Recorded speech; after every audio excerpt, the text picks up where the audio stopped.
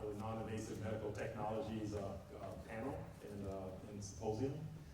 My name is Brian Blake. I am the Executive Vice President and Academic Affairs and Nina Henderson Provost for Drexel University. So I oversee academics across the campus. I have the pleasure of moderating the panel today. Drexel University, as an institution, we thrive on this idea of interdisciplinary research and then the intersection between science, industry, and art. So the work that we're doing for this panel, things we'll talk about today, are so inherent to the mission at Drexel. So I'm delighted that we have this opportunity to have four significant experts in the field to kind of represent you. So as a part of this event, the Hellenic University Club will be honoring 3 Drexel alumni who were part of the Final Frontier Medical Devices team that won the Qualcomm Tricorder X Prize, Basil George and Gus Harris, which are Basil. On the panel today, and with me being a serious Trekkie, delighted that you won that prize and your affiliation with the university as well. I actually have a personal stake in this work as one of my first research projects as a computer scientist was working on image-guided surgery techniques which were non-invasive using radiology and imagery and trying to do guide wire placement in other fields. So I think what we have here today is like next generation compared to what we're working on. So joining Basil on the panel is going to be 3 other professors from Drexel. So we have, to my immediate right, Hassan Riaz. He's an associate professor in our School of Biomedical Engineering, Science, and Health Systems. The work that he's going to talk about, he's going to creator of the InfraScan, a handheld brain injury detection instrument.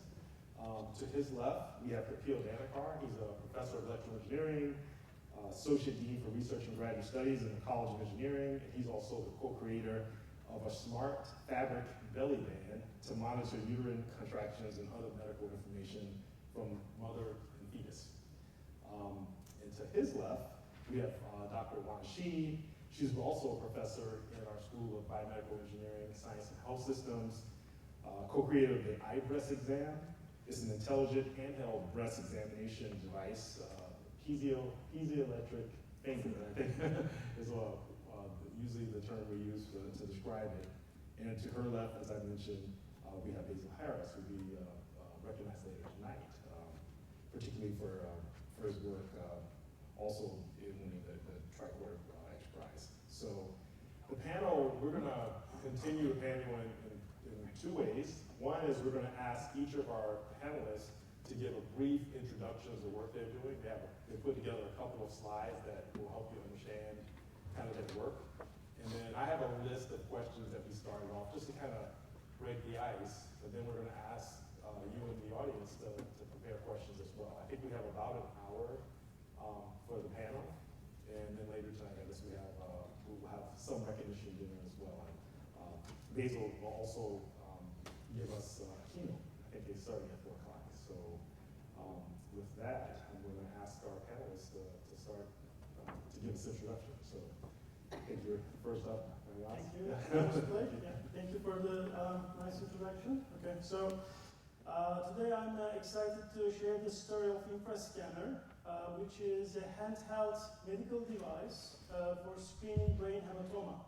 In other words, detection of bleeding in the brain. So InfraScanner is intended to help any clinician in or out of hospital settings to triage patients with head trauma and identify those that have high risk of intracranial bleeding so they can receive immediate and life-saving intervention. So InfraScanner is the outcome of many years of research and collaboration with key figures such as the late Britton Chance, a father of biophotonics from University of Pennsylvania, and Claudia Robertson from Baylor College of Medicine, and our own optical brain imaging group here at Drexel, including Ban Honoral, Candice Porzai, and others. So InfraScanner actually has been deployed right now in 42 countries, in 6 continents, while we are developing various new generations. It's already became the standard of care in some European countries. So let's talk about the clinical need that we are addressing with infrascanner. So every year in the United States, about 2 million people incur head injuries, resulting in 1.5 million visits to emergency rooms and hospitalization of 500,000 in intensive care units. And the numbers are far worse across the world, an estimated of 10+ million individuals going through head injuries. So currently there is no tool to identify the bleeding from the physical signs, like the neurological exam, or the eye pupil dilation, or X-ray of the skull, or echo, ultrasound, a handheld system. So these are still not giving enough information. The gold standard is the CT scan, but the X-ray radiation that it uses poses risks for repeated measurements, and especially for children and pregnant women. So infrascanner uses near-infrared light, so it is safe to use for all types of patients. So the clinical reality is that patients that go through head injuries, they remain in ER or observation rooms far too long, especially if they seem okay. So an unfortunate example of this is the actress Natasha Richardson, who died of an epidural hematoma after she had a head injury at a ski resort on a beginner slope. So the first hour after her injury, she insisted that she's fine, but later she started developing a severe headache. And then she was transferred to the local hospital that didn't have any neurological expert. So then she transferred to another hospital for neurointensive care unit. But by the time she arrived there, it was too late, unfortunately. So infrascanner addresses this need to detect brain hematoma earlier, more conveniently, and in a cost-effective manner. Okay, how does infrascan work? So the technology relies on near-infrared light and the hemoglobin molecule in our blood. Actually, the hemoglobin molecule gives the red color to our blood. It is the molecule that absorbs the light within, especially that near-infrared wavelength range, like 700 to 900 nanometer wavelength range. And in a healthy head, there's a perfect symmetry with left and right sides of the brain. And by looking at the light absorption, we can see this symmetry. And when a hematoma develops, we can see this asymmetry that is caused by this additional pooling of the blood. And as a biomedical engineer and researcher, I believe there's nothing more satisfying than seeing the technology that we developed saving lives. So here I've included some photos. On the lower left-hand side, you're seeing Commander Luis Becerra. He's describing the infrascanner that it was deployed in 2008 in Fallujah Surgical Center, and within 6 months of its use, it saved 3 lives. So another photo on the next to it is from Afghanistan, and it's showing a boy that was exposed to an explosive, and it's going through, because of the infrascan positive outcome, he went through immediate intervention and he turned out okay. So another example is from Africa, where in a remote village, doctors were able to use infrascan not only to identify the bleeding, but localize the center of the hematoma for the borehole intervention. So instead of multiple, up to 6 boreholes, only 1 is enough for that surgical operation. So these are some examples. So infrascan, move. The current system here, you can see, is a handout unit. It has an onboard computer and sensor hardware. It is battery operated. The part that touches the patient is a disposable unit. And it's like light guides for emitting light and collecting the light that returns back from the tissue. And it is currently used in 42 countries, in both military and civilian hospitals. And it is specifically good for remote areas, remote villages, ski resorts, sports centers, like for ambulances, helicopter ambulances, and all these different locations is currently being used. And we are also developing next generation systems. So here is an example of the 2500 model, which is a multi-million dollar project funded by US Army, and specifically targeted for further miniaturizing the existing unit so that it fits in a smaller volume, like 11-inch cube approximately, and half pound, so it becomes even more mobile. Another next generation system that we are also currently working is the Infrascanner 3000.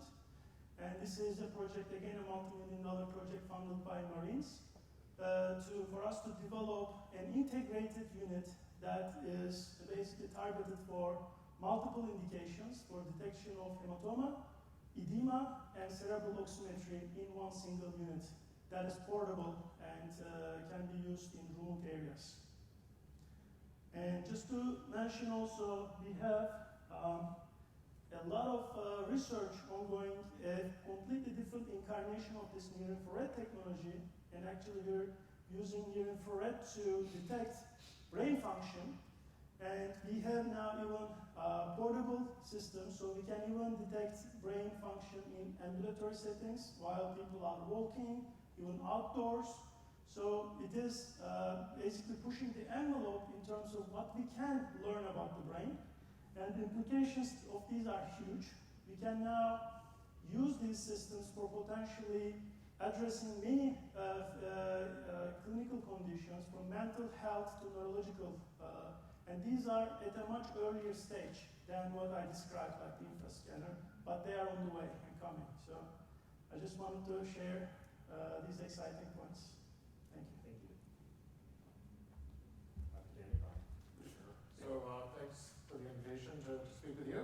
My name is Mikhail Dandekar. I'm a professor in electrical and computer engineering. I'll be talking about functional fabrics for biomedical sensing and treatment applications. So this project is actually currently supported by the National Science Foundation under the Partnership for Innovation program and through the NSF and NIH through the Psychophysical Systems program. But I should also acknowledge that when the project first started, we were seeded by the Culture Translational Research Program at Drexel. This is really, the work that I'm going to show is the effort of a lot of people from across the university. But in particular, I want to acknowledge John Dion, the director of the Center for Functional Fabrics at Drexel, and Owen Montgomery in the College of Medicine, who, when we all got together in the beginning, really provided a lot of the basis for the work that's happened. We kind of view this as a platform technology, and as I look out at everyone here, I'm actually trying to make an informal survey of people's wrists to see how many of you are wearing Fitbits, because there's a lot of work in what I would call early wearables that's happening right now, right? So people have Fitbits, they have watches, maybe it's you think it's kind of cool to have a plastic thing on your wrist, but our work is kind of coming from the notion that the day when people are going to be willing to do that is going to come to an end soon, right? That people are not going to be willing to slap on extra things. Like maybe it's a neat gadget now, but in the future, you want to make wearables that are unobtrusive and with the same effort that it takes to put on your shirt or your clothing, you can get some of this new functionality in terms of sensing.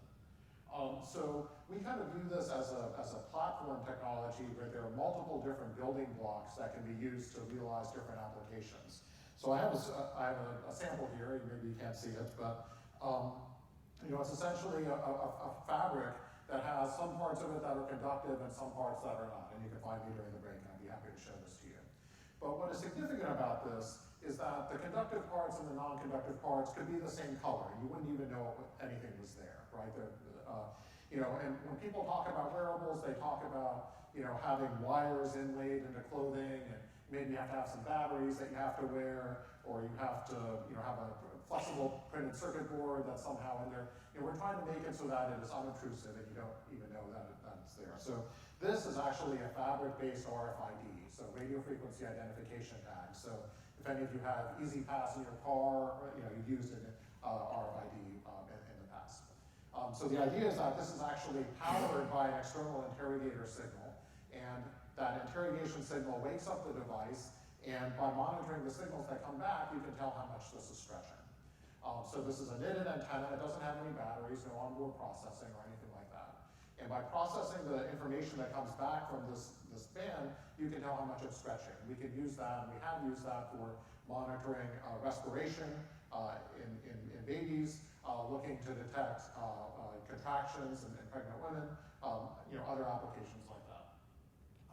So this uses knitted antennas, which can be used for a variety of applications, wearable RFID.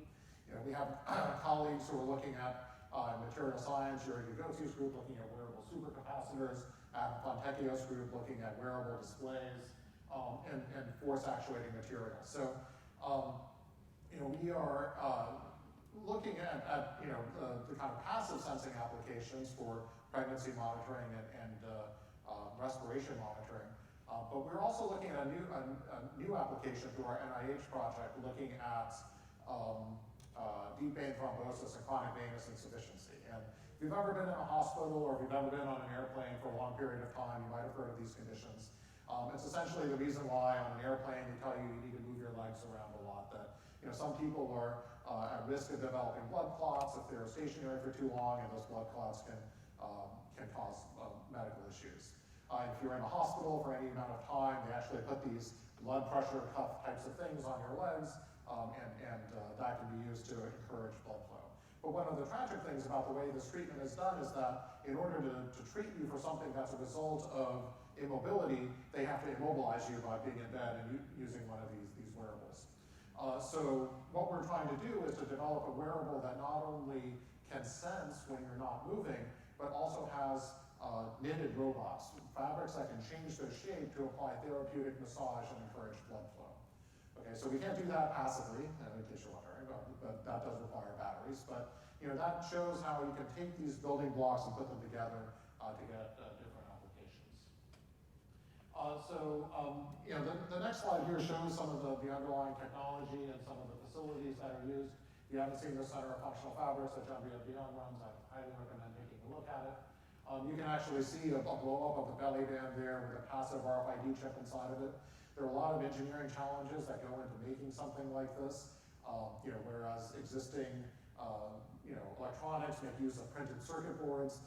You can't just take a circuit board design tool and just apply it to fabric. You have all of these loops that are the result of the knitting process, and that introduces all kinds of scary electromagnetic effects that some of us make a career studying and learning interesting things about. But getting this to work in a system is quite challenging.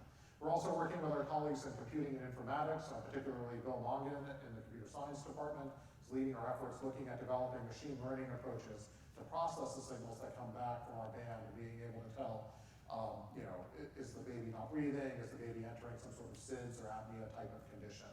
And working with Emma Ande and the College of Medicine, we're actually field testing some of those technologies now on babies.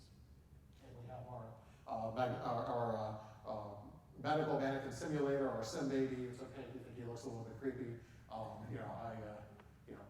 grown to love him. But has a belly band on there that we can use. And obviously you can't go with a real baby and tell the baby to hold his or her breath or to train it that way. So this provides a nice way for us to develop the technology. So what's the future for this? So we envision a future, I really have to give a shout out to John Bion and her student who put this graphic together. I could never make a graphic as cool as this.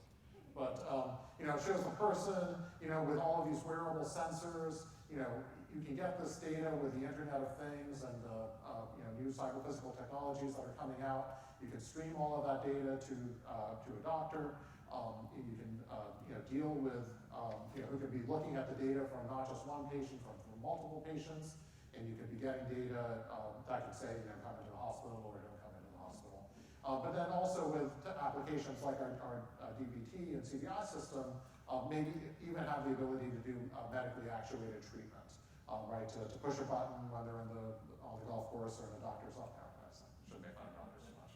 But you know, you know, to do medically actuated treatment remotely, right? And some of the benefits and frankly some of the challenges that arise when you have those capabilities, which I can talk more about later.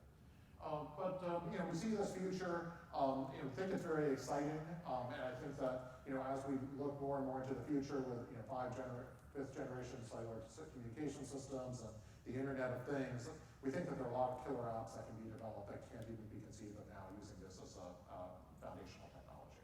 So thank you again, and look forward to answering your questions. Dr. Shi?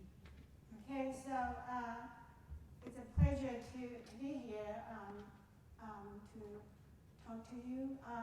I'm Wan Shi, so it's obvious with my name there. So I'm a trained physicist turned biomedical engineer. So I started out without knowing anything about medicine. So what I developed is usually a kind of out of box because I was not trained in medicine.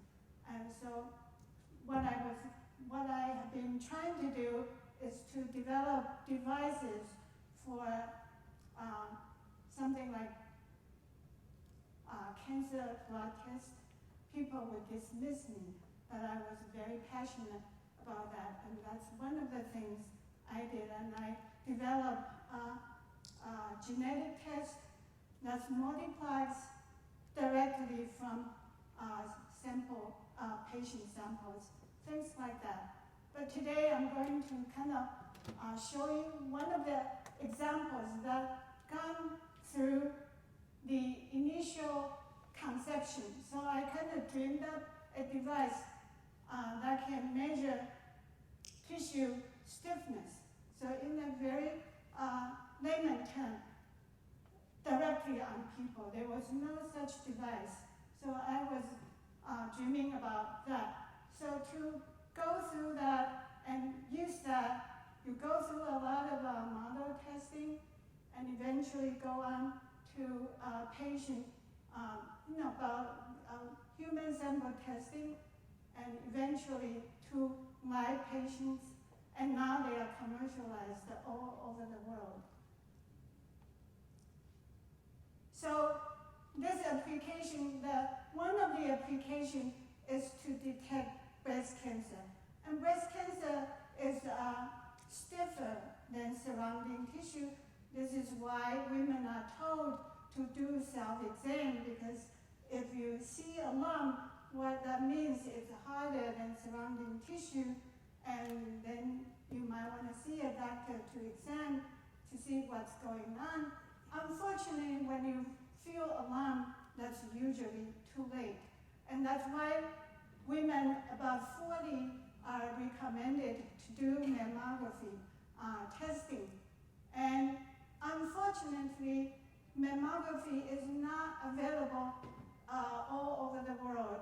In developed countries, it's a standard for screening, but it's not so in developing countries. And mammography, if you listen to women, they complain no end.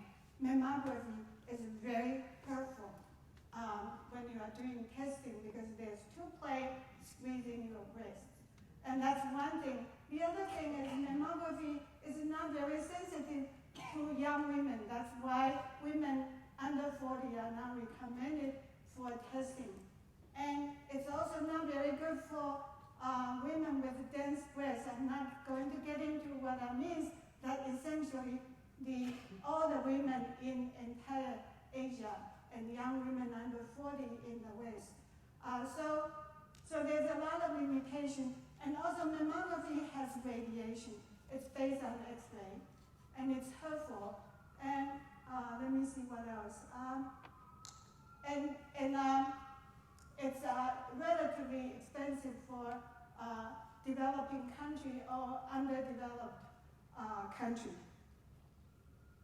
So this is the device I actually dreamed up. So on the left-hand corner, that was the device, and you see it's kind of a diving board geometry with a touching pad. That's what I call piezoelectric finger.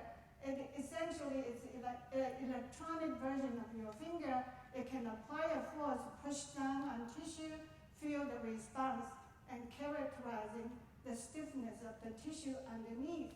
And of course, it's more sensitive than your finger, so you can detect very small cancers.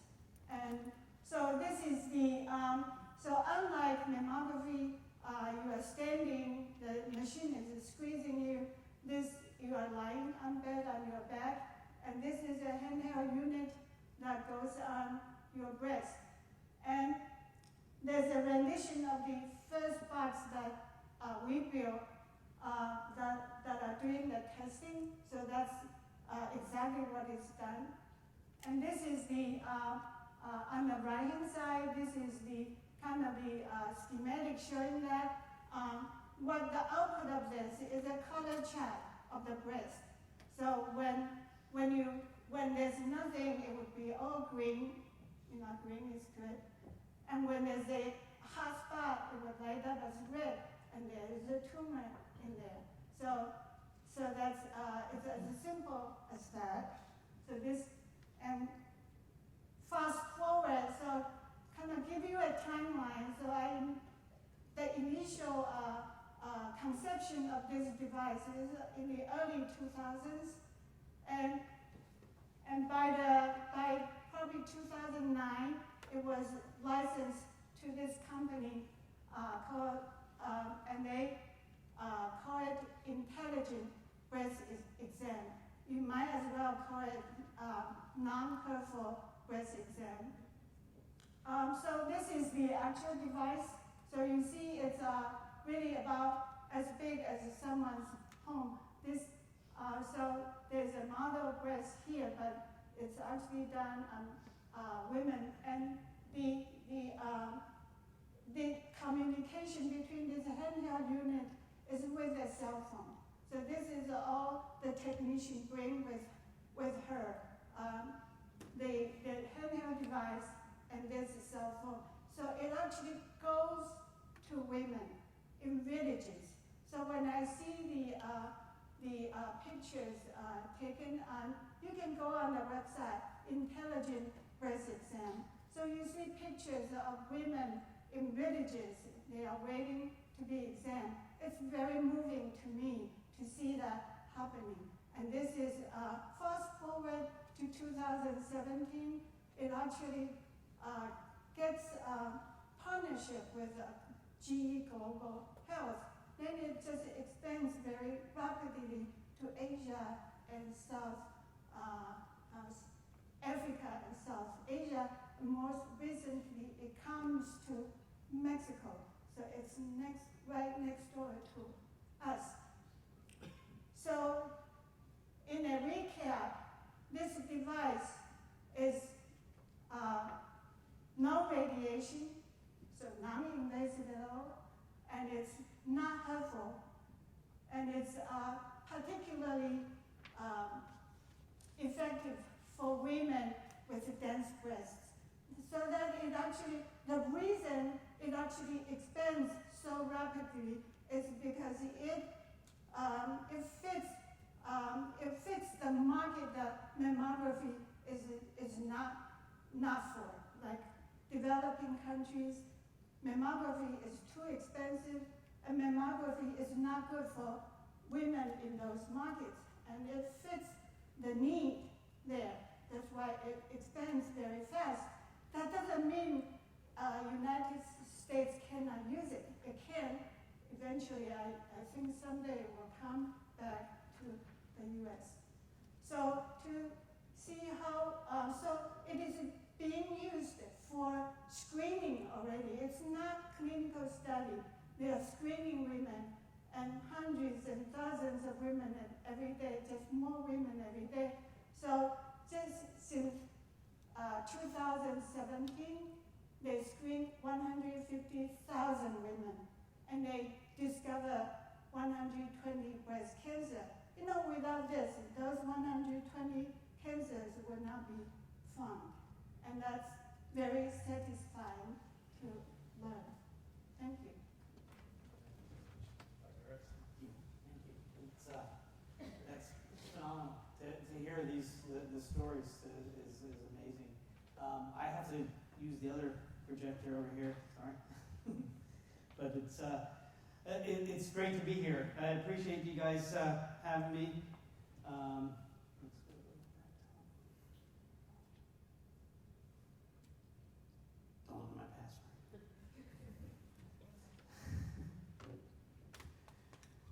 But see if it's working. There it is. Okay, so these are amazing stories of what everyone's working on up here. They're really working on tricorders too, you know. So it's cool. I'll go very briefly through just a couple slides just to give you an overview of what I've been working on, and then we'll go more in depth in the next hour. But medical tricorders, non-invasive devices that really are in the hands of consumers and hand of people. What are they going to be used for, and what's the need for these devices? And so I'll tell you all about the X Prize in the next hour, but in the end, when you have these devices and they're out in the world, the dream is to help assist in managing people that have chronic illnesses, that don't have the information at hand to help keep their disease in check, to help people that are just looking for answers for what their symptoms and their illness, acute illness is, and just helping people, providing peace of mind and maintaining good health. And so that's the big dream. The device in someone's home being used. This is just a kind of a graphic view of what it would be like, a tricorder kit where you would be able to pick up and get some information on what you need to do to care for yourself, and what screening tests would be next. You know, maybe it'll tell you to go and use the eye breast exam device next after a brief history. And so then I'll tell you what my dream is for these devices and how they can be deployed in the world. The consumer devices is one area where this type of technology is what we're working on. There's industrial scale envisioning devices that are more like a kiosk type device that would be at the front entrance of a hospital to help triage patients. Other areas where we could deploy kits like this out into the field where you can't get physicians onto the front line and providers out onto the front line fast enough. Areas of natural disasters, areas of conflict, refugee camps, and then, of course, the ultimate dream, taking some to Mars and off-world uses, and the tricorder will fulfill its destiny. Okay? So, thanks. I did turn that off, and I guess we'll go with the panel. Thanks. Well, hopefully you share my awe at all these products and inventions that have been created. I guess if you could put them all in one device, we certainly would have the tricorder for a number of ailments today. So I'm going to kick us off with an initial question. Hopefully it's a softball to start with. And we'll have, I guess we'll take a couple of responses and move on. And then let's see how much time we have. Oh, cool. Full half hour. So, and I think I have 3 or 4 questions. I'll ask those. Mm-hmm. Yeah, I would thank you for the presentation. My name is Fisher Nathan. And the first two speakers made my mind work a little bit, in a sense of the infra scanner combined with the fabric. So when the patient comes to the emergency room, they check the air, they put with that fabric here, and the infra scanner can work. I mean, if you can both get together and do something. I feel we need to cut the cameras though, and let the technology transfer office before we go too much further. Wow. That's underground innovation right there.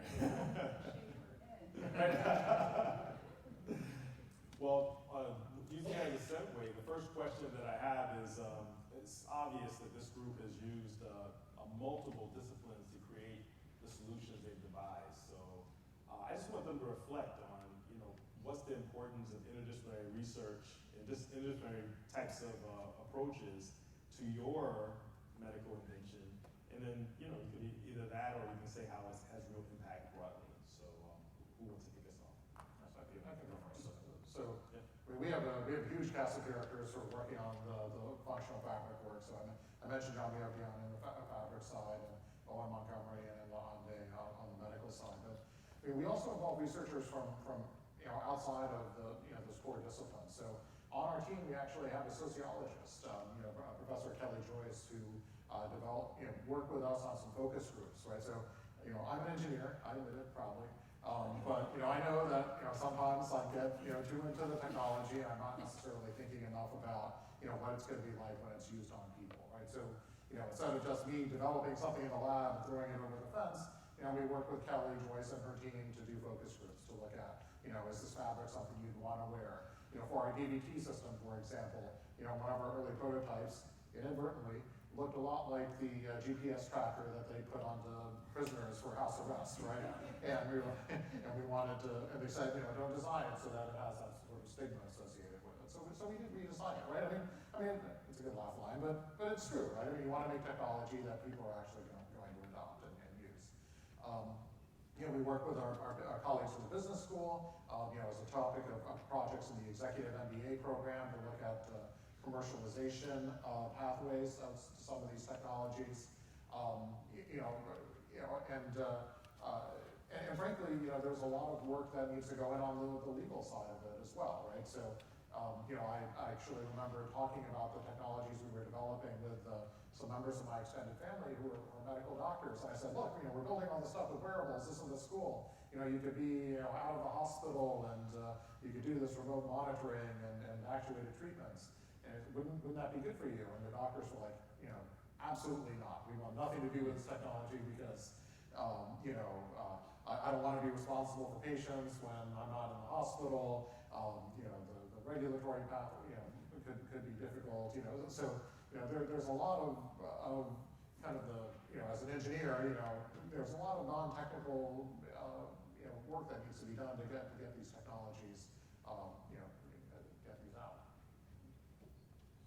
Yes, to that, I think interdisciplinary teams are definitely very important, and especially meeting the two worlds of engineering and the clinical world. Because coming from the engineering perspective, we need to learn about the limitations, clinical challenges, and what is the unmet need, so we can start thinking about solutions.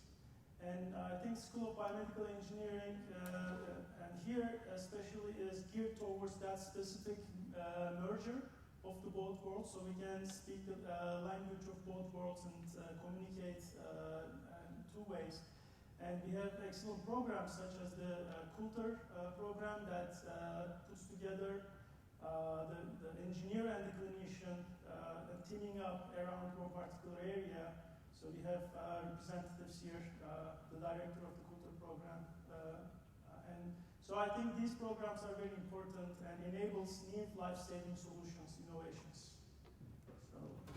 Yeah, I have kind of following that. So the exchange with the physicians is invaluable. For example, early on I was developing a blood test that is more sensitive than current tests available, detecting a marker that is more sensitive than current test. Then the question came up. Physician was horrified. What do we do with that? If I don't know how to treat that, this information will be a burden. You'd rather not know that, rather than having that information. This is absolutely true, and the need is not just clinical need.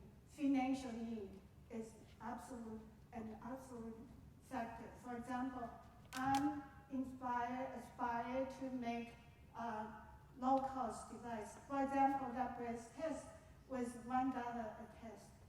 And when the entrepreneur told me that, I was skeptical. But he actually did it. That's how he charged that. And this make it possible to expand in South Asia and Africa, and that really making benefit a lot of people who otherwise would not have breast screening. So cost is important, and so this really kind of a very important consideration for engineer. We only think about whether that works, whether that will work, but the reality is more complicated than that. Yeah, absolutely. If I could jump in, it's way more complicated. I started as an engineer here at Drexel as well, and so have that ingrained in me. And most of the team, we come from engineering and programming and electrical and computer science. But that's not enough. I mean, as I'll go into later with the tricorder project, our competition was pretty steep. The second place team had 40 full-time engineers on this project for 5 years. But our small team, because we came from a diverse background, not just the engineering, but had the medicine, the artistic side, the user experience. If no one's going to be able to use it, then you're not going to get the information you need. And so coming at it with you need a multidisciplinary approach in solving these grand challenges. If you can detect something very sensitively, how is it going to be clinically relevant, and how are you going to use that information? I mean, it's key. Yeah. Keeping on the theme of what the challenges are, I started my career as a computer programmer, and people would, they reward you for what you see at the end. You see great products at the end, and you reward for that. But they don't know about, the time that you spent, for a programmer debugging late at night, and often they'd say when things that break visually, and those are the worst problems. Those aren't really the worst problems. The worst problems are the ones that it runs, it just doesn't work right. Hard to find. So my question to the group is, you undoubtedly have faced challenges along the way of creating your devices. Why don't you give the crowd some insight as to what some of those challenges might have been to your work, or just in non-invasive medical devices in general? Perseverance. You wake up in the middle of the night, you have a dream of what this device should be, and I love that timeline. You had the dream in 2001, and then 7, 8 years later, you have an actual device, and it's a long road. Right, and that's. I think it's fortunate. I'm a professor, so I'm working with a group of motivated students, and that's really the best part of it. I would say that the challenge as an academic inventor is the difference of academic research and the development of a useful product. So for academic research, it's about discovery. You find something, whether you can reproduce that, it's okay. You can publish. But if you want to have something useful, that must be repeatable. And that mindset is very different. And going from student to student, being able to repeat among different students is a big challenge. And that is a change of mindset. You know, it's no longer about something. You need to be able to quantify everything in a way that it's repeatable from person to person. That's the biggest challenge. And I think it happens whether it's academic lab or industrial lab. That's the biggest challenge. I'm working on nanoparticles and gene transduction, and I read about the immunotherapy for cancer. So a course of treatment is $500,000, and 1/3 of that is to make that viral transfected, and that's a scientific problem of aqueous solution. I totally can relate to that. So, I mean, some of the challenges that I would see, I mean, in many ways, this question is linked to the first question, right? There are definitely the benefits, as we've all discussed, of interdisciplinary work, but I think there are also significant challenges that come in there also, right? If you have a doctor, an engineer, and a fashion designer who are getting together, that beginning sounds like the setup of a joke, right? You walk into a car and what happens? But getting to kind of speak the languages of your colleagues in other areas is definitely a challenge. I think there's no question that it's ultimately rewarding, but it is challenging, right? So when we talk about, when I'm trying to build an antenna, I'm not used to thinking about it in terms of the number of loops that it's going to take in a knitting machine and how the tension of the string or the yarn will impact that. And talking about the clinical effectiveness of different technologies and whether or not it's better to sense this or that, working that out with the med school side, and kind of reining it in a little bit to be like, I know what the large vision is, but what can we actually build with what we've got? Kind of working out all of those issues is a big challenge. And I remember early in the belly band project, Owen Montgomery organized a meeting, and he had to work pretty hard for it, but the acronym spelled out drinks, which was the meeting that we had at the bar where we all talked about how to get all the things to fit together. So, not funded by federal research. Yeah. So I can add a few things. Developing a prototype or a system that works in ideal conditions is, I think, the first part of the challenge. I think the next phase is having something deployed in extreme settings in the real world environment, and it still performs to the same level of quality. I think that's the biggest challenge. And we have learned a lot actually throughout like 15 years of work with the infrascanner. And it's like more than a decade since we developed the first version. It went through 12 independent studies with more than 1,200 patients around the world. And that demonstrated that the technology is sensitive to hematoma. And also it's a safe, portable, and objective method of assessment. So having the tool that is tested by others and verified, I think that's the level that we wanted for real world deployment. So that's one challenge. The other thing is, if you're really working on a novel technology, there is also this huge challenge of regulatory aspects. So infrascanner, for example, received de novo FDA approval, which means that it doesn't have any predicate device. And it is a new category in itself.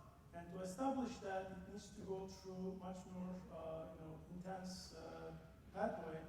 And that pathway now actually changed a little bit. It's a little bit easier now, but it actually was really tough. And the startup, the spin-off startup, Rexel, it was almost going to die several times. And thanks to the angels that survived it. And now it's a viable solution that is in use in hospitals. So I think those are some of the hurdles that needs to be solved. Yeah. So in your respective work, you've given all of us a peek into the future. So and it's great, and I appreciate that. But you all are actually seemingly working in the future.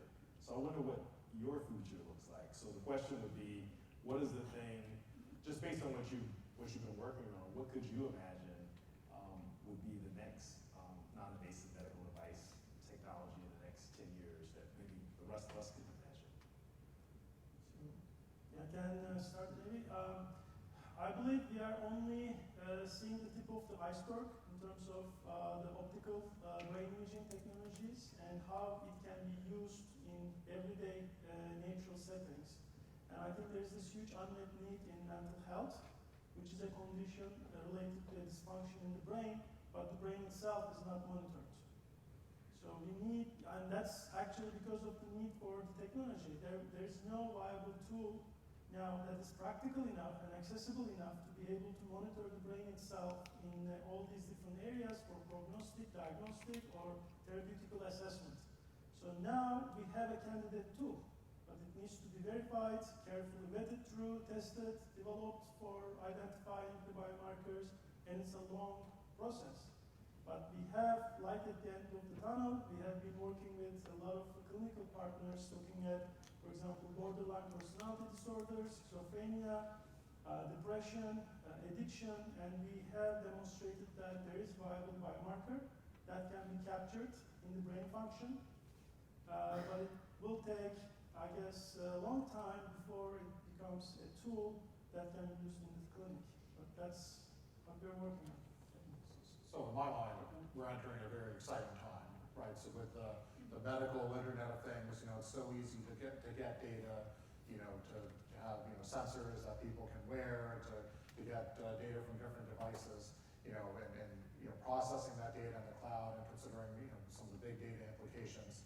I think that what's coming now in terms of this kind of medical Internet of Things and machine learning is going to be really disruptive to the medical industry, right? That soon we're going to be able to not just collect data when you're in the doctor's office and you're just getting treated for one particular thing, but enable continuous or near continuous monitoring, being able to mine that data, have automated systems that can go through and recommend additional treatments, diagnoses, things like that. And I think it'll be very interesting to see. There are a lot of technological.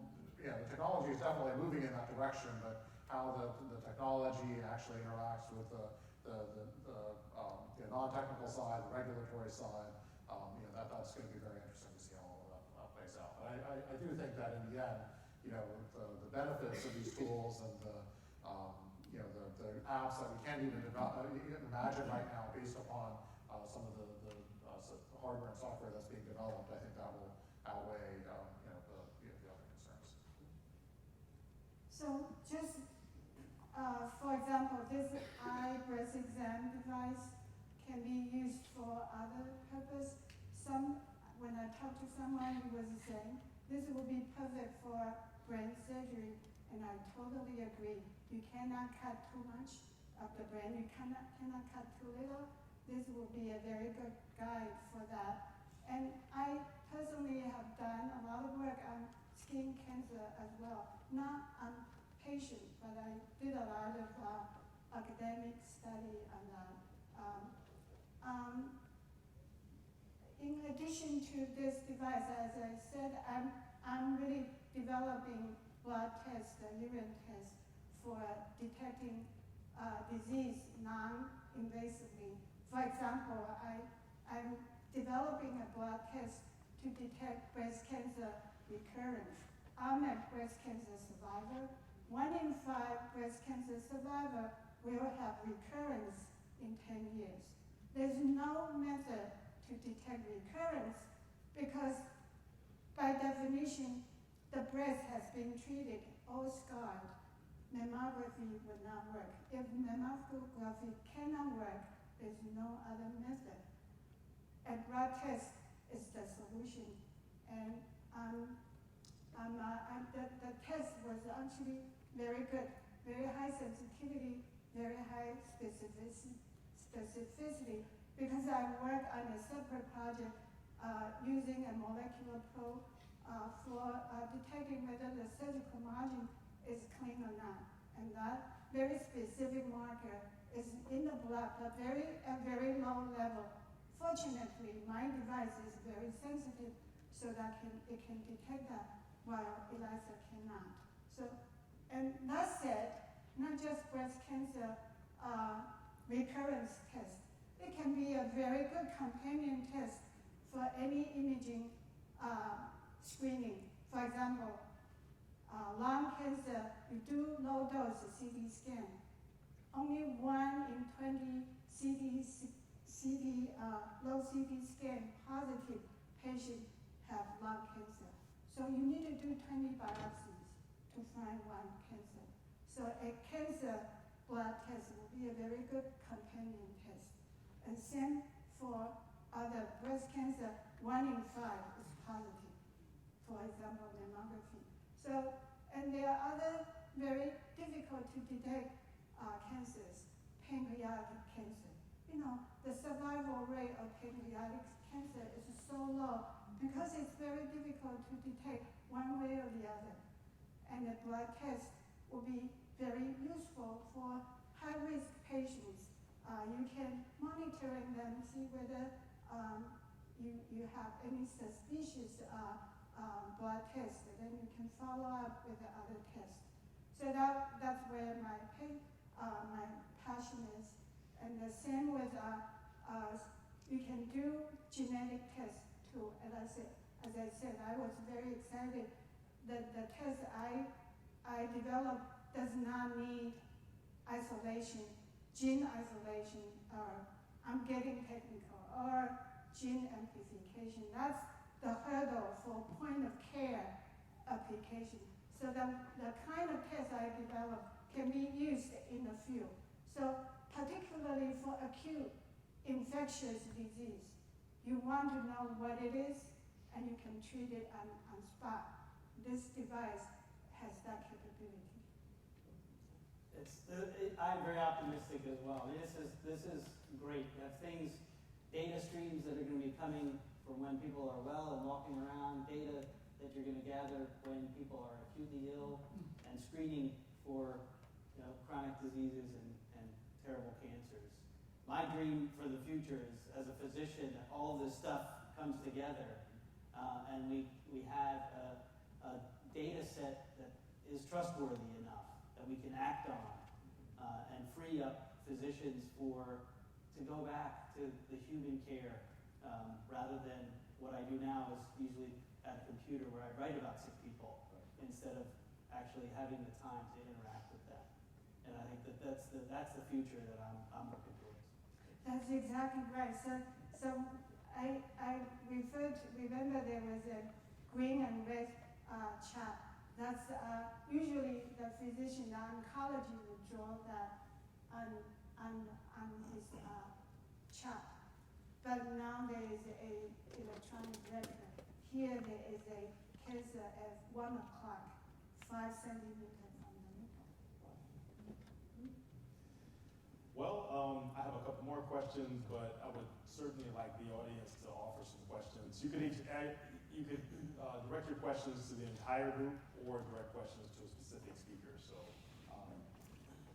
first question. All right, this is on.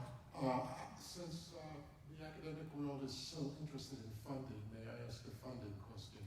Considering Apple's interest in promoting the iWatch as a medical monitoring device, and Dr. Vandekar's comment about the FitWatch, are these manufacturers of smartwatches funding academia, or they have their own research centers, or do you see them as the future of what you people would like to have for your own? Well, I think that it's a very positive move to see this infiltrating industry and coming out. It's a very exciting. The coming decades can be very exciting when you have Apple and large corporations that are really taking an interest in healthcare. And it's a combination of private research that they're doing and private secret behind closed door stuff and things that they are partnering with. For example, with the Apple Watch, partnering with Stanford in the heart study to detect AFib. I think these are very positive moves. There's going to be a lot of good devices, bad devices, and in between that come out in the future. But we're moving in the right direction. Yeah, so definitely, like, the involvement of large corporations are, it's helpful in that, like with the Apple Watch, you have devices that are so prevalent that they can very easily be deployed, for study, and there definitely are, as you alluded to, studies that are making use of those tools. I think it takes all kinds of research, right? So there's that kind of industrial-driven research, and they are playing in that field and providing those tools. I think that the government gets a bad reputation sometimes for inefficiency, but I think that they really do very well in terms of investment, in terms of research. A lot of the NSF, NIH, funding opportunities are increasingly kind of recognizing these interdisciplinary challenges. The Psychophysical Systems program I mentioned is NSF and NIH working together in exactly the kind of area that I mentioned, and they have new programs in smart and connected health. So, I think it's, I think it's, I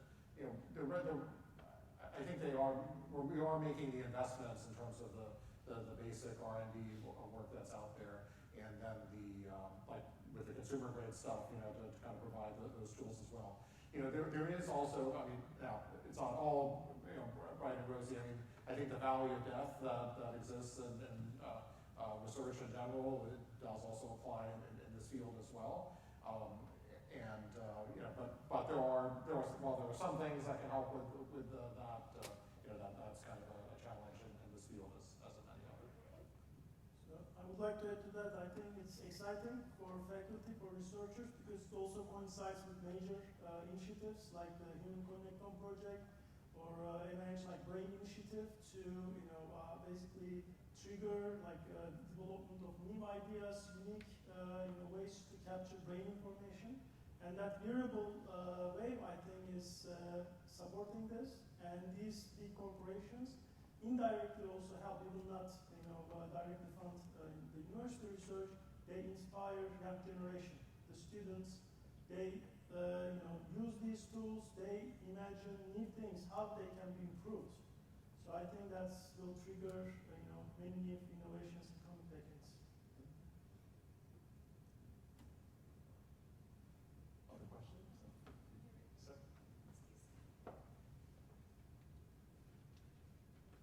Two very different questions. First of all, with regard, you mentioned a wearable display. Could you explain to me exactly what that is? So I think I said that. Was it you? Yeah. One of you mentioned a wearable display. Yeah, I so, thought it was the infrascanner, but okay, go ahead. Yeah, so my colleague, Professor Adam Pontecchio, is working on light-emitting threads that can be put into garments. So, you can essentially make red and green and blue threads, and once you put those together, you can get effectively a pixel. So it's not at the point yet where you can just look at your laptop screen as if it's on your sleeve. It requires power, obviously. It requires power. But people are working on that. Similarly, John Bion and Young Kim have a student who are looking into wearable interface devices, right? So you can have a keyboard that's also in your sleeve, right? That's using those types of technologies. So there's a lot of very nice foundational work in this field happening at Drexel. Okay. And a different question. You mentioned the valley of death, which may not mean anything to most people here, but in truth, historically, what has happened in other technologies, the work in the academic field could progress very well, and if you were able to cross the valley of death, it could go into application. But going from the laboratory in a university setting to a real application making money is a huge gap. I assume it hasn't changed. It's true that there is a big jump that has to be made there, and it's not easy. Yes, you are exactly right. So I think that has not changed. So financial need is very critical. So before you get into commercialization, dollars must be counted and counted again. Otherwise, there's no need for that. Because medicine is so expensive in the United States. Today's one of the articles is saying employer-sponsored health insurance premium is more than $20,000 a year. That's a lot of money. And so I think it is just, it's just prudent that you need to do that. Any entrepreneur, any business is all counting dollars. And this is why GE Health partnered with this company, because that's the market they did not have before. With this device, now they are open up to that huge market. So when we were developing our technology, we were early in the R&D process. We were pitching it to some entrepreneurs to try to get funding to commercialize the technology. And I still remember what one of the entrepreneurs said to me, which was, if you really believe in this, we're not going to give you any money, but if you really believe in this technology, you will quit your job and make this your only thing that you're doing. To which which kind of, I think, summed up in my mind the value of death, because I have tenure, right? So,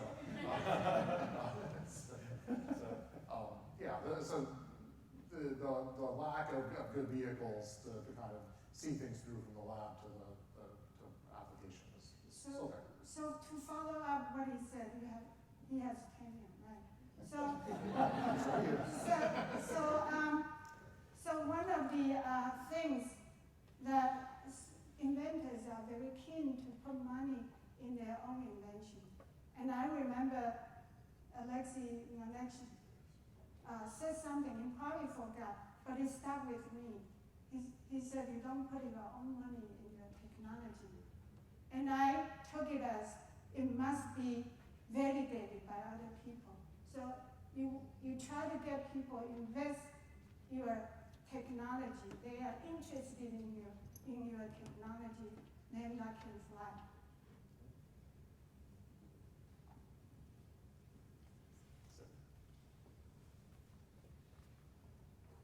Yes, with all this technology and innovation, where do you folks believe the cost of health will be in the future? And if it increases, would it be fought by the big money? Should we stop investing in pharmaceuticals?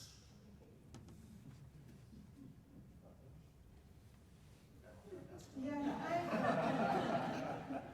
I don't know. I think it's all up to us citizens how we want to shape our medical health care in the future.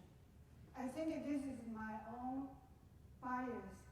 I think we are too keen on expensive technologies. I'm really passionate about low-cost technologies, and that only that we can really bring it to everyone. Otherwise, it will be all driven by a certain fraction of the population. They can afford it. They push that, and then certain people get more of their share of influence.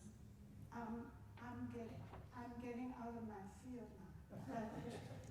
But I think, to that point, this is, if you hear about everyone's technology up here, everyone is focusing on reducing the cost of care. Whether it is reducing the needless biopsies that are happening, 20 biopsies to find the lung cancer. If you could hone that down to 2 biopsies, you've just paid for that test many times over. To gathering data on patients that are trying to maintain their health in the face of a chronic illness. These are all technologies that they'll only survive if there's a market for them, and the market is going to be cutting costs somewhere else. And I think that's what is making a lot of this stuff exciting for the future. You said it better than me, thank you. But I also, my experience with the eye breast exam is getting funding for that was hard. And precisely because it is a disruptive technology. You would put radiologists out of work. And so you reduce biopsy, you put a lot of pathologists out of work. So lot of consensus building and how we want to shape that.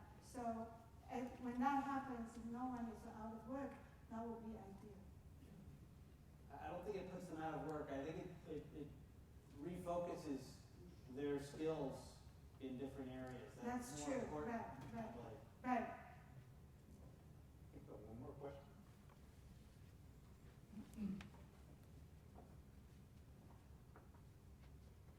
This is perhaps different than we have been talking about,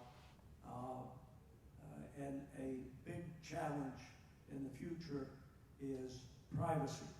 All these things are transmitted to the cloud. All these things are transmitted in the air. I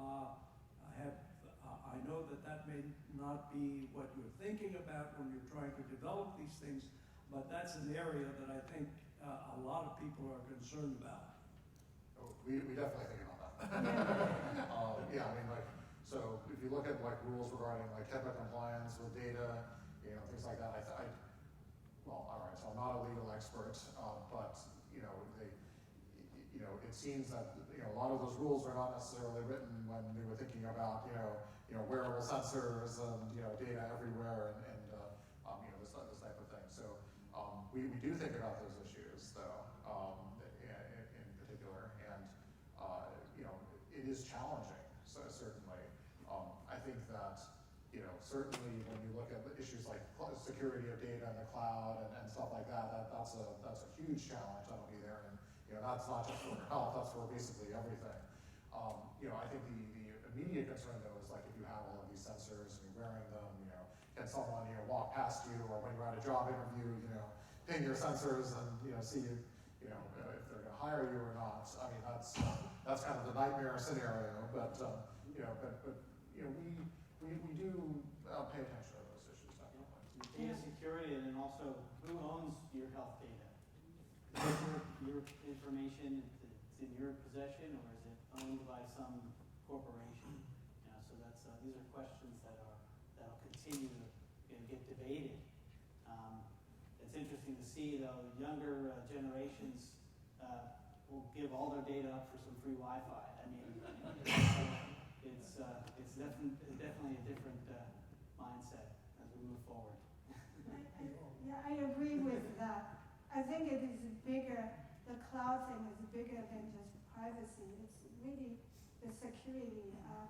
The bigger the database is, the more vulnerable it is. It involves so many people, and it's really frightening. Well, on behalf of everyone here, I'd like to thank you for your powerful and riveting insights, and hope you will join me in a round of applause for our panelists.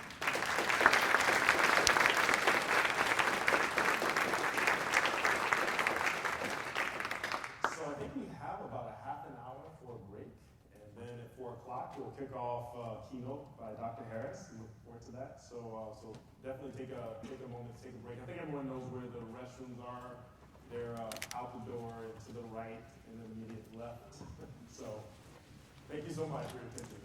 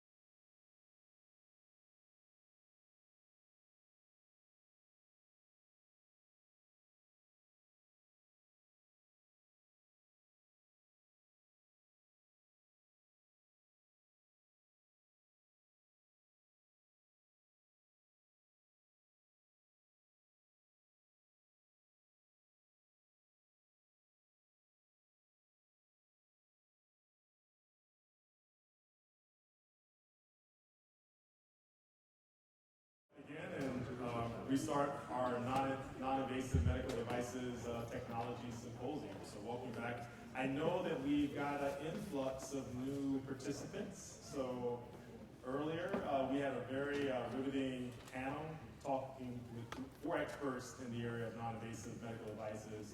But now I think we have sort of the headliner who's going to give us his keynote address today. So Dr. Basil Harris, he's actually founder of Basil Leaf Technologies and emergency medicine, a doctor of emergency medicine in mainline health.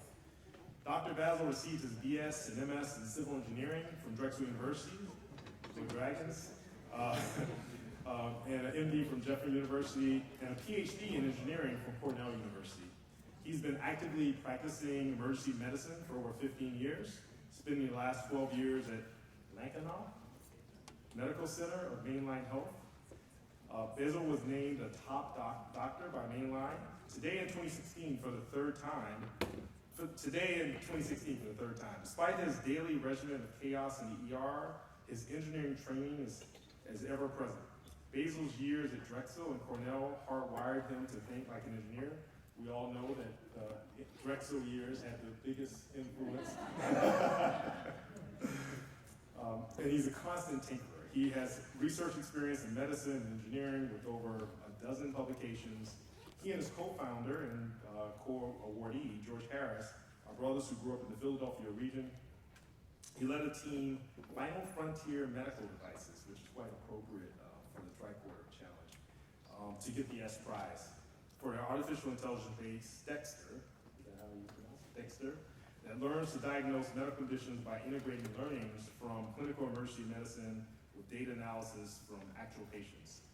This was my complete delight to hear your comments earlier today. I think you have a very elegant way of actually bringing technology to how we think about the future and certainly what types of devices are going to be prominent for us and help us for societal impact as we move forward. So with that, I'm going to turn over the mic to Dr. Harris, and I look forward to your comments. Thank you so much. Thanks for the kind words and intro, and thanks for having me here. It's great to be back at Drexel. And today we're going to talk about medical tricorders and the X Prize. And I'll go through our journey as a small team on how we got through the X Prize and what the challenges are beyond them. And how we're going to take science fiction into reality. And the big hint there, the X Prize was just the first step in this challenge. The first thing, Star Trek. All right, you guys, this might be a generational thing because when I talk to some younger folks, they're like, tricorder, what's that? And so this is Star Trek, the original part of the crew there, and Spock and Dr. McCoy. The tricorder was this device. This is dreamed up world of Star Trek, right? 50 years ago, they dreamed a lot of different technologies that were far-fetched. Some of them have come into reality. They had little communicators, which we all have now, which at the time seemed completely ridiculous. And they had a lot of type of technologies like that, and many of them have gone on to become real devices. But 50 years on, where's our tricorder? And so it's a medical device that was in the hands of the ship's doctor, and he would be able to scan the patients and aliens and whatever, and would be able to get information and decide what was the ailment, what was going on. Famously, Dr. McCoy there on the right, it would say, "He's dead, Jim," telling the captain, about what was going on. And so this is the evolution of the tricorder in the series. And so the original series that was dreamed up in the 1960s by Gene Roddenberry was set in the 2160s in the timeline, in the fiction timeline. And so there have been a lot of different spin-offs of Star Trek in the coming years, different TV shows and movies, and starting just only 40 years from now, in 2060, we're going to have some ship with a tricorder. So, in the distant future, in the 2360s, we actually have emergency medical holograms. So we're building the first prototype of the tricorder now. So we're well ahead of this timeline. I just want to keep that in mind as we go forward. But what's the reason? And so what can you do, or what's the real need for these medical tricorders?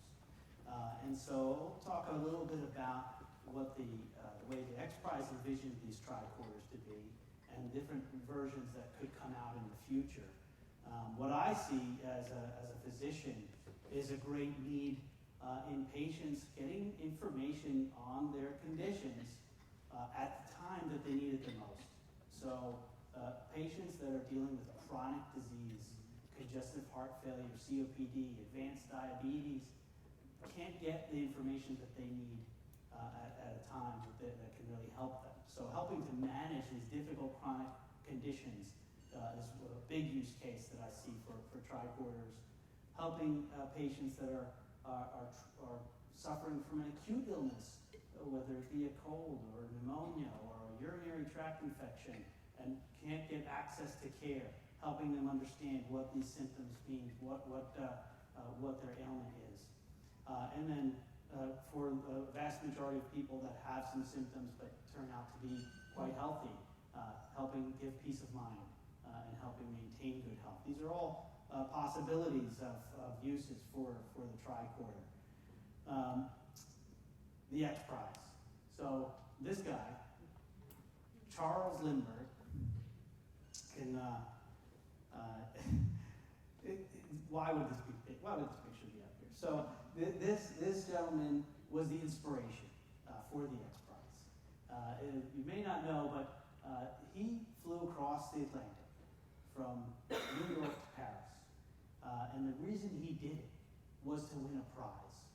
The Ortiz Prize was $25,000 put up in 1919 to the first team that could do a transatlantic flight, either New York to Paris or Paris to New York. Ortiz didn't care which way you went. He was just trying to get people to travel. He owned a bunch of hotels in New York, and he wanted to fill them up. So this was a lot of money. $25,000 in 1919 was about $350,000 now. And teams from all over, all types of teams tried to win it. People died trying to win this prize. Finally, in 1927, Charles Lindbergh did it.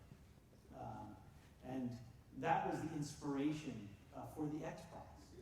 Peter Diamandis formed the first XPRIZE based on that model.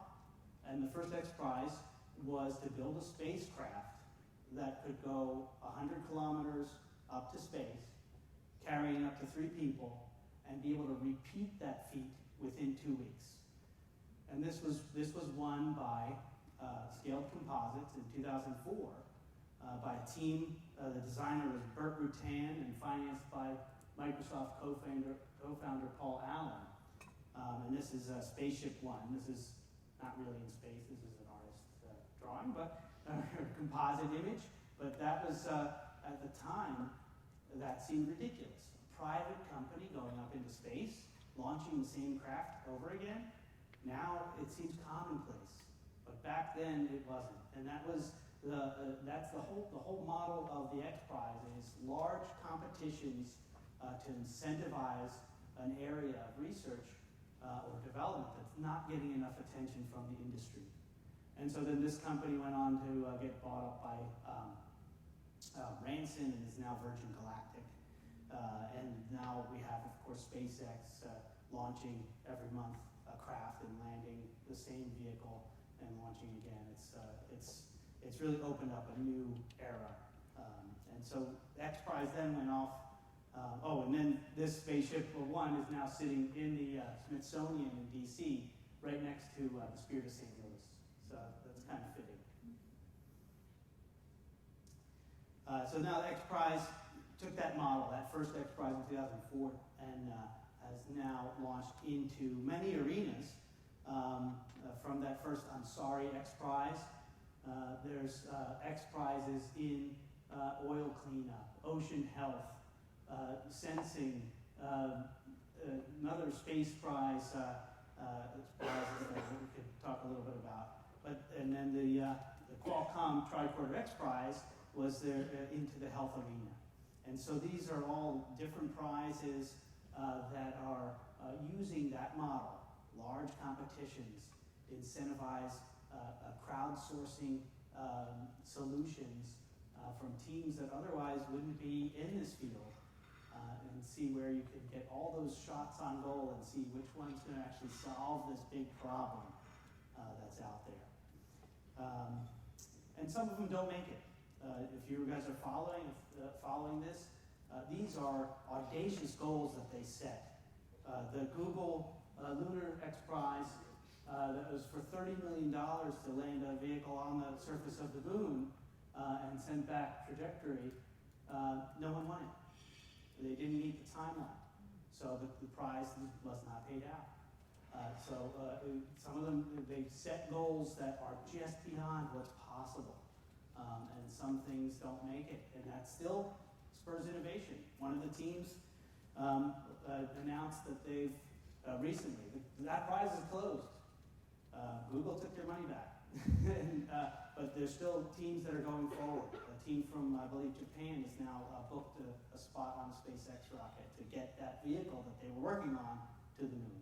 So that'll be upcoming. And the the Qualcomm Tricorder X Prize, imagine this, what if we had this type of device? So I'll play a little intro video about this whole project for a few minutes. 4 billion people today on Earth don't have access to basic health care. There's a tremendous need and shortage of physicians everywhere. In the developing world, there's just not enough healthcare workers, or the distances are too great and the population is too dispersed. We're still using tools that really haven't changed in decades. So now in our age of digital and mobile health, what if we can connect those together and put those in the hands of each of us, the consumer, the patient? A lot of chronic conditions can be managed on a continuous basis if we deploy the technology. But what we weren't seeing was a catalyst that brought everybody together to build the whole system and to make it easy for a consumer or a lightly skilled healthcare professional to use. When you have a prize that's sort of audacious but achievable, competition element speeds up the whole process, creates a fire. The Qualcomm Tricorder X Prize. Our goal is really to bring the tricorder technology of Star Trek to life. The doctor just waved the box over you and you knew what was going on. Star Trek is a positive vision of the future where technology empowers man. So the team has to be able to develop a tricorder device that is less than 5 pounds. It's able to diagnose up to 13 medical conditions, take 5 vital signs continuously, and have a very positive user experience. Now we're really taking the technology out of the sole possession of physicians and putting them into the hands of the community. Tricorder will connect hospital care to home care. We are putting your health back in your own hands.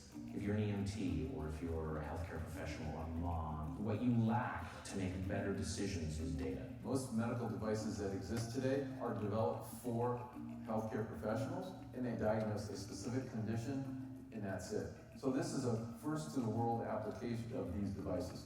This device monitors respiratory rates, blood oxygen levels, ECG, respiration, temperature, sleep apnea, atrial fibrillation, anemia or Hep A, blood pressure. This prize is extremely challenging. It's been a struggle. Everybody is working on their real full-time jobs, and this is still just a part-time endeavor. We're a very small company, but yet we're a very enthusiastic team. We've got MDs, we've got data scientists, we've got biochemists, we've got program managers. We are a full-stack company. We're a machine here. We're a machine building machines. Teams have contributed thousands of hours of R&D and millions of dollars of funding to support their prototype development. This is the last couple years of iterations of different designs. We're building something that no one's ever built before. This is our first prototype, testing software algorithms in the hospital. The system consists of 5 subsystems. This is our blood test system, and I will show you the blood test here. This is a vitality necklace. This is the foundation of our platform. These devices have to be embraced by the consumer, so we actually recruit patients as consumer testers who have one of the 13 conditions these devices are intended to diagnose. That required a rather substantial team that included nurses, coordinators, and a variety of other clinical experts. You can do all the simulations in the world, but having an active user throws in variables that you can never account for. And they see the result right there as they're using it, and they're like, that's awesome, where can I get one?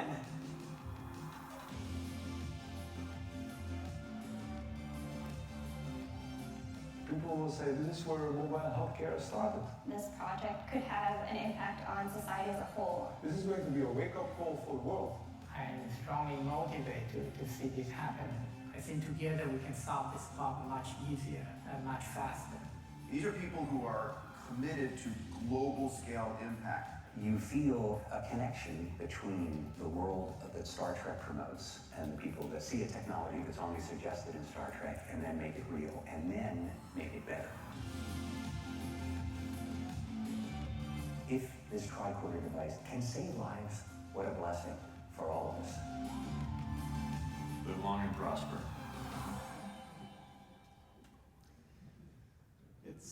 It still inspires me to see that and to see, you know, all those finalist teams that were in that, included in that video, all made phenomenal tricorders.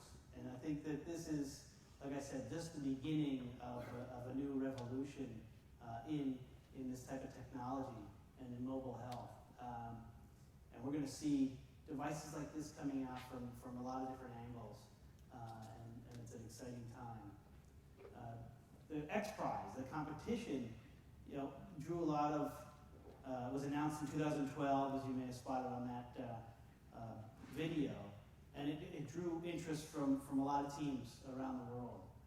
Over 300 teams entered the competition worldwide, and it was like the TV show, a 5-year journey, you know, in getting from that inception to the final prize. And there was certain parameters. So the X Prize thought, well, you know, we'll build a tricorder. We want them to build tricorders, but it's too easy to have a doctor looking at that information. So not only do you have to build the tricorder, it has to capture all these vital signs, but also be able to make the diagnosis itself. So we'll get into that, but they wanted to take it even more complicated. So you build a device, monitor the regular vital signs, be able to diagnose a set of 13 medical conditions in patients that varied in body systems, in acute illness, chronic disease, to show really the breadth of what a device like this could do. So if you had a doctor that only knew 13 diseases, that would probably be a pretty bad doctor. Okay, but this is to show a sampling of infectious disease, chronic disease, different body systems that just really shows what's the scale here that we're working with. And the whole device had to be less than 5 pounds, portable, used by an individual that did not have any medical background at all. So someone could pick up this device, get valuable information, get real medical information, and get that diagnosis. And like I said, Dr. McCoy is not available, and we don't have the emergency medical hologram either. And so, of course, you know, we dressed up. They made us dress up. But anyway, this is the beginning of the team here. Eventually added more members. But my 2 brothers were the first to listen to me. My one sister joined up as well, but I don't know how she got out of dressing up. But and another sister, also Drexel grad engineer, tried to entice her to come on board too. But I was still working on that. The team, you know, the goal to make this device It was really, we're all engineers and computer scientists and grew up with an engineering household and a bunch of geeks and grew up on Star Trek. And so we're devoted. And so the odds were stacked against us, obviously. And we have a small, like my sister Julia said, small but mighty team. We pulled our funding together to try and realize this dream. And we called ourselves the Final Frontier Medical Devices to try and inspire us. The term came from if I were on a starship, if I was on the Enterprise and I needed to order some tricorders, that would be the type of company in the future that I'd be calling to stock the ship. And so the X Prize, the way it was run was like a clinical trial. This is the first of its kind to have a head-to-head device competition from different companies, different contestants.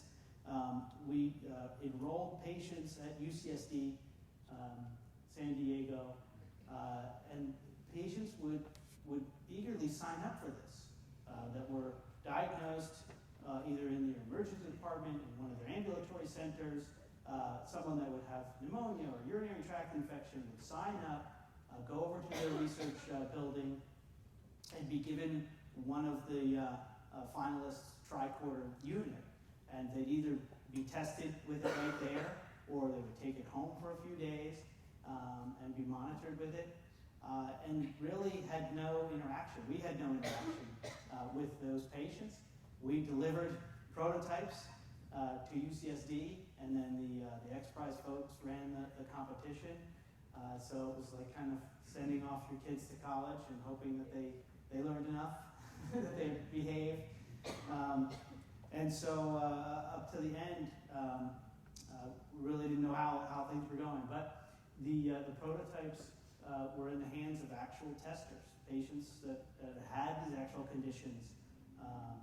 And so that's where the magic of what we built, I think, really helped to get us through. And we built.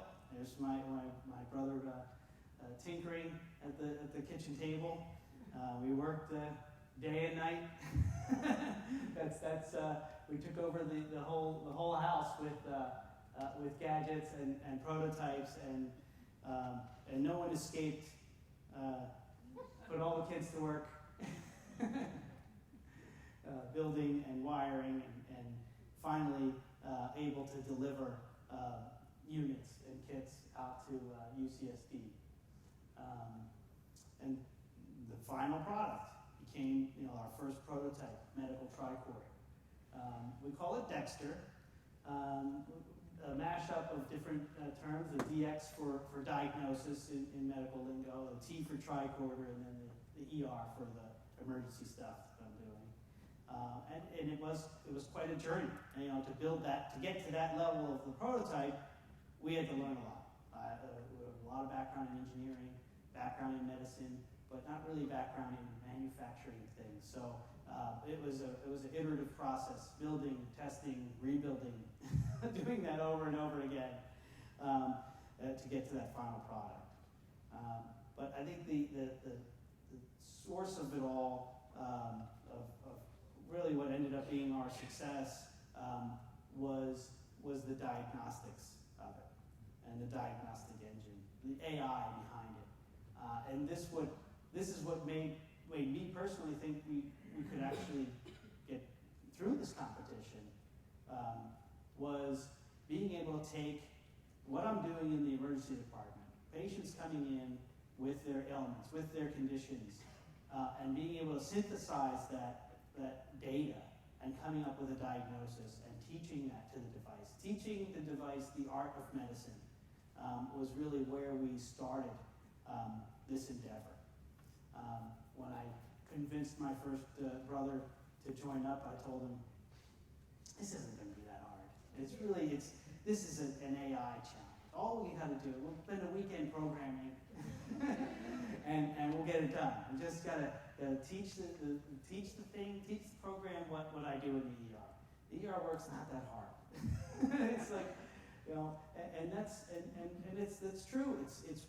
It's common sense. For physicians, patients come in, they tell you what their signs are, they tell you their symptoms, we look at their signs, we run some tests to confirm, and we render a diagnosis and a plan. It's that talk to the tricorder is what I think got us to that next level. And how did we do it first? So we got the AI model from that weekend that turned into maybe 4 months. And we put that model to the test before we even started building any hardware.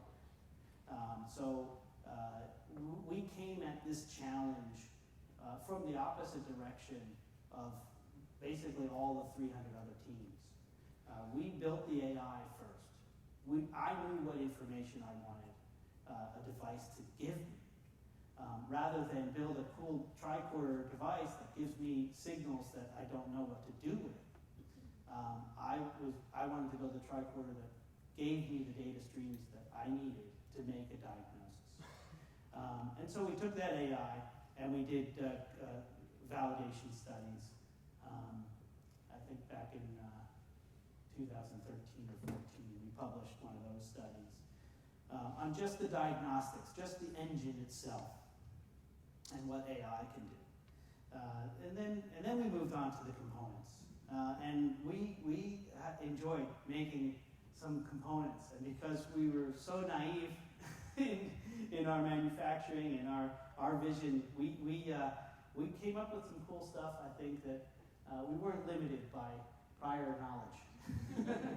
So some of our sensors, we wanted to stay as true to possible as a non-invasive device of a real tricorder, that you just wave it over the person and get information. We're not quite there yet. We're making contact with your skin. We're getting some samples here and there, but we were making use of a lot of technologies that are they're not utilized currently in medicine. So trying to get an estimate. I don't want to overstate what it does, but we get estimates of hemoglobin, white cell, glucose, without drawing any blood at all.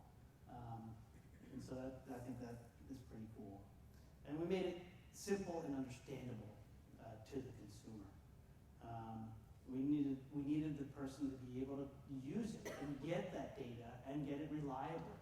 So we built a kind of like a IKEA chart of how you would put this kit together, how you would be able to interact with it, and it had to tell you what to do, give you feedback on when you're doing it right, so that we can trust the data streams that were coming through.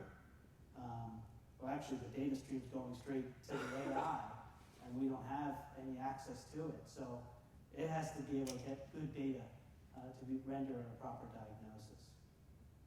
And I think with the future of the medical tricorder is really is going to hang on having patients, having the community, having physicians trust these devices. You can make the best device in the world. If no one's going to pick it up and use it, you're never going to get that biomarker or that information that could actually help them. They have to trust it. Physicians have to trust that data stream that's coming in. I have a dream of working in the ER, and a patient will come in the future with their tricorder that'll tell them that told them they have pneumonia, and then I'll be able to see the data stream from home, the vital signs, the lab results, everything up to that point. And if I could trust that information as a doctor, I would be able to go to the next step. And really, we would start seeing some efficiencies in healthcare if we're able to get to that point. It's a long road. We're in the midst of trying to build that data set now in clinical trials to show that this is robust, that it is reliable, that it is giving that data stream that's trustworthy. And we're going to see those advancements.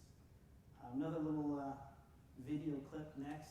This is more on our team as we got to the end of the competition. The Qualcomm Tricorder XPRIZE really was set up to find a way to provide anyone with the ability to diagnose diseases. A lot of diagnostics today are very siloed. It might be a thermometer or a blood pressure device or a lab test. But now in our exponential age, our age of digital and connected and mobile health, what if we can connect those together and put those in the hands of each of us, the consumer, the patient, to make healthcare smarter, more actionable, and more proactive. The era of just putting blind trust in the medical profession is over, and that's a great thing. Working in the ER is what I do. The majority of patients really are just looking for a diagnosis, looking for medical advice. People that don't have anywhere else to turn. If they had this at home, it would help 90% of the cases that come to the emergency room. The tricorder that we're developing for this competition, it's more advanced than the tricorder from the Star Trek series. This is hundreds of years in the future from what we're developing. Oh, it's not fun. Oh, that's cool. And they got 3 LEDs, and we only have 2. Our team is really a family affair. Initially, it was just myself and my brother. We realized we need some broader skill sets to really get this done. My other brother's a practicing urologist and an electrical engineer, and my sister's a health policy guru, and bringing in friends that are experts in mobile technology, user experience design. He has a vision for where this is going, and that really gives us the energy to get this to the end. Working in the ER, it's been critical in developing this device. We have to get to a diagnosis quickly. And we broke down that process of all the diagnostic steps. We took that apart and we coded it, and that's the brain of our system. It's really the art and science of medicine mingling together. This tricorder, coming from science fiction into reality, is amazing. This is the wave of the future. There's going to be tons of these kind of devices on the market. All of our team members have full-time jobs doing something else. So what we can scrap together on my kitchen table and in my den is what we're putting together. But don't underestimate that. We're going to get this done.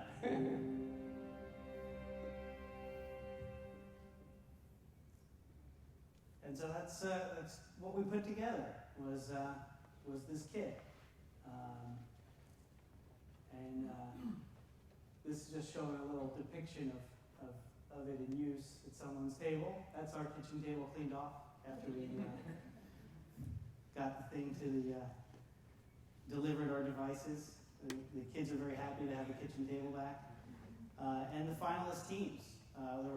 That 300 was whittled down to 10 finalists, and still a big global presence. And these were the finalists from all over. Our number 3 team, our friends in Canada. The number 2 team had 40 full-time engineers in Taiwan on this project, and we were fortunate to take the first prize and bring it home to the States to pay over.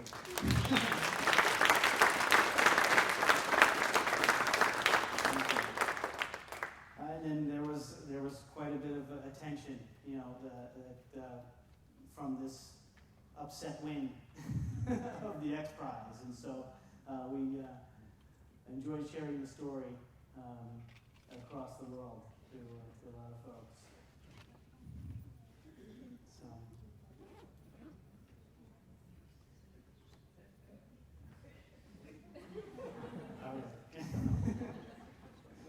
And so, but that's the X Prize. Great. We built the prototypes. We won the X Prize. Now what? How are we going to get this thing out there? And that's the big challenge that we're in now. We were not prepared. We didn't expect it. Despite what I told you guys. So the uses. The tricorder uses, as it was envisioned by the X Prize, is this device that's sitting in your home. You're interacting with it. It's telling you what you have, a real consumer device. And so we built that to enter into the competition. But this technology is really can be ported into a lot of different arenas. I envision industrial scale kiosks that are in the front entrance of the hospital or in a population center where it can help triage patients. If you need to go to this ENT, you need to go to the emergency room, you need to go home. That kind of thing. And then more robust devices that are actually able to go out into remote areas, into crisis areas that can't have access to providers, to physicians that can't get on the front line in areas of conflict or in refugee camps. And then eventually out into space and remote areas and the space station, the moon, into Mars, fulfilling the prophecy of the tricorder. And so we're in the midst of what we're going to do with getting this through that next phase. The FDA has been involved from the onset of the XPRIZE competition, very interested in new pathways, in new technologies that are emerging, and how to regulate them safely. The challenge is not as much the technologies themselves. Some of the technologies are new, some of them are just old technologies that are used in new ways. Even the new ones, getting de novo applications done for the new technologies is not really the challenge.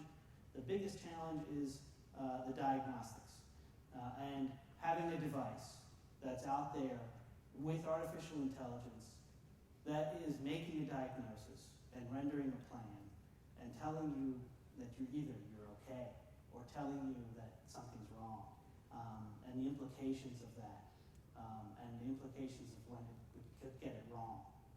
And that's the challenge. And so the FDA is working towards that goal of how to deal with that. And what we're doing from our end is the clinical trials, we're using a smaller subset.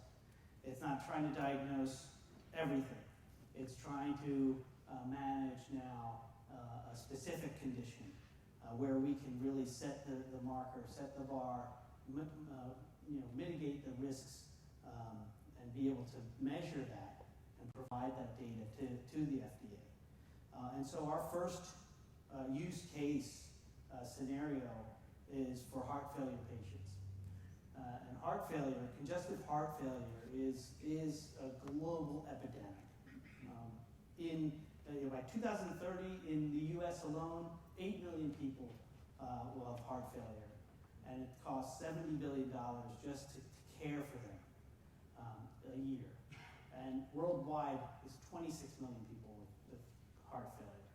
And advanced heart failure is difficult to control. I know it firsthand in the ER. I have patients that are coming in, and I have to readmit the same patients over and over and over again because they don't have the tools to help maintain their health, to keep their heart failure under control.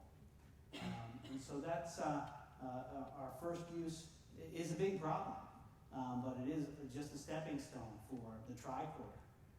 We picked this one so that we could show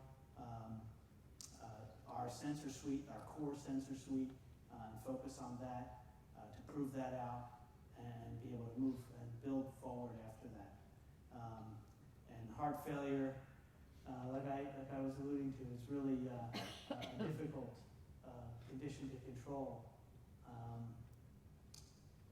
Respiratory illnesses like heart failure, COPD, we lost Leonard Nimoy to that a few years ago. And that's all people want to do, live long and prosper. And so that's what we're up to now, and beyond the XPRIZE.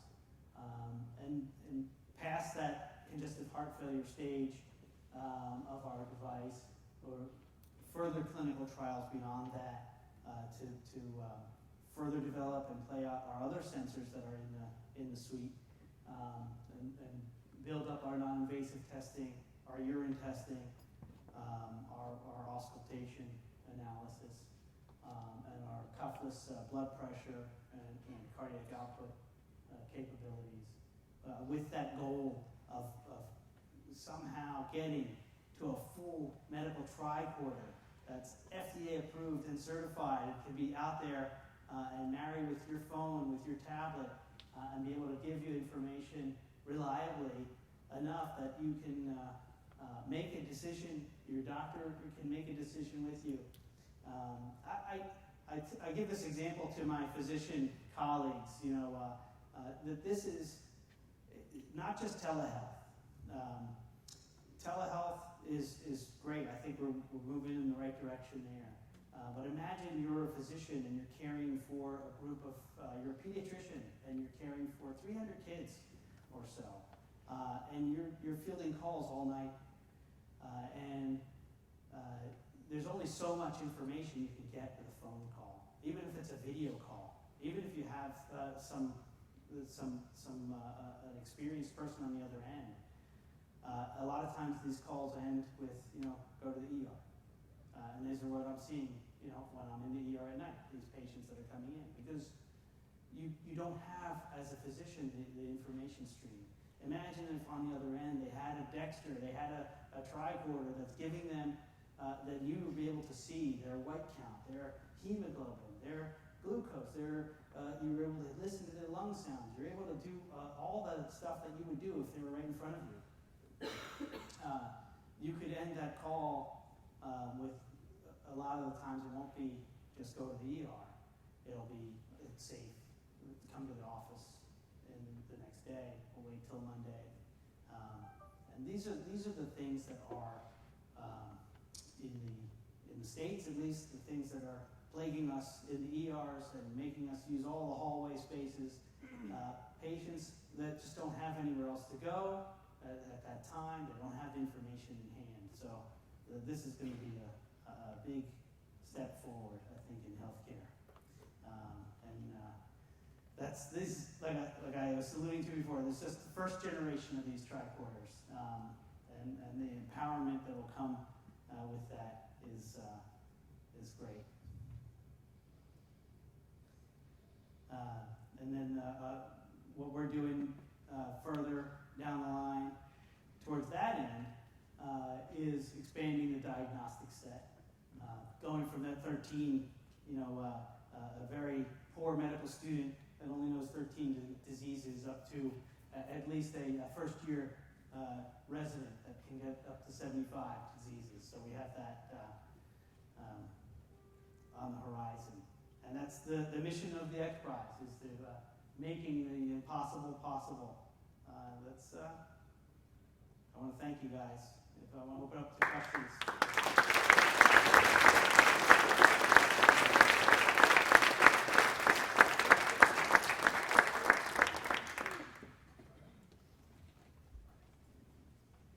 Basil, are you conducting clinical trials locally? Can we come to your ER and sign up? You could. So we've run clinical testing at Lankenau. So I'm part of Mainline Health at Lankenau Medical Center. We've had clinical trials there during our development phase for the X Prize device. Currently, our trials are spinning up at UCSD, so you have to get a trip out there. I hope you don't qualify for them, because they're on advanced heart failure patients right now.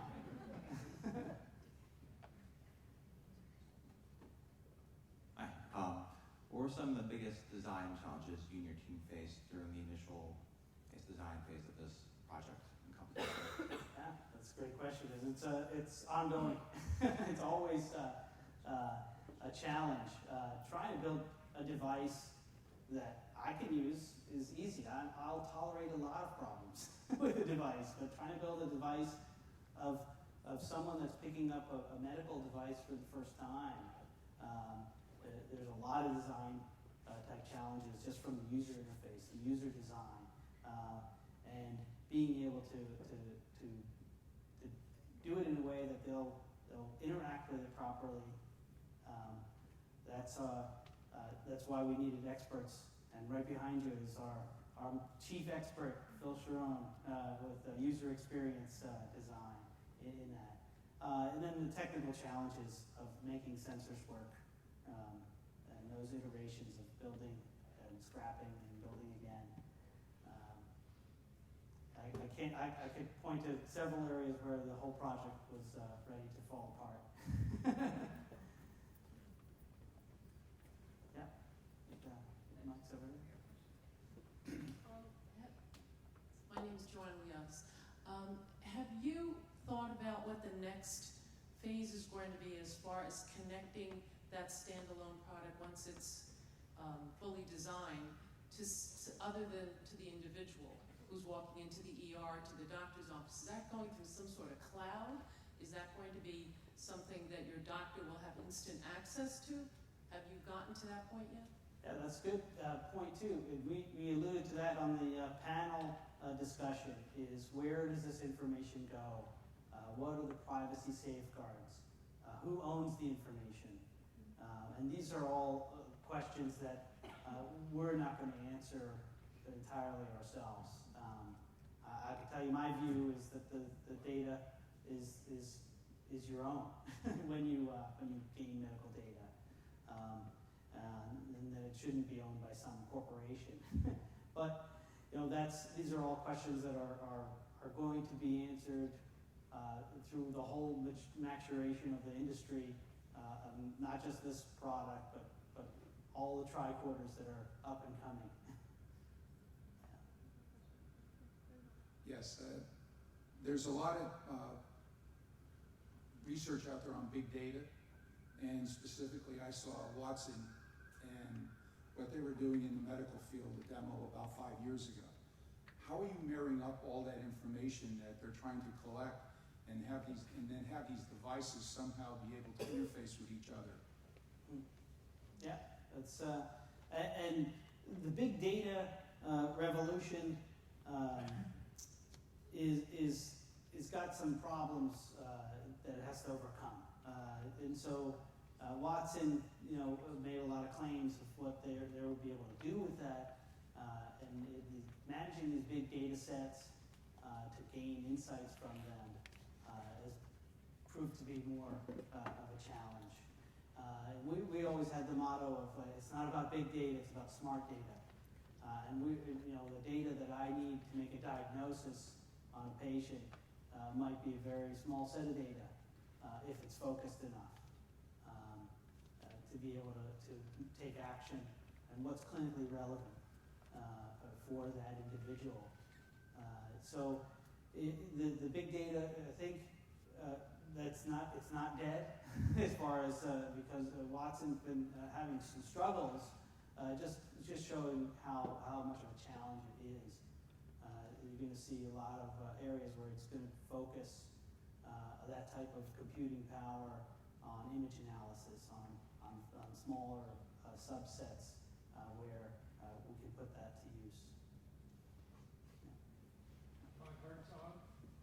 What was the most difficult sensor challenge that you had?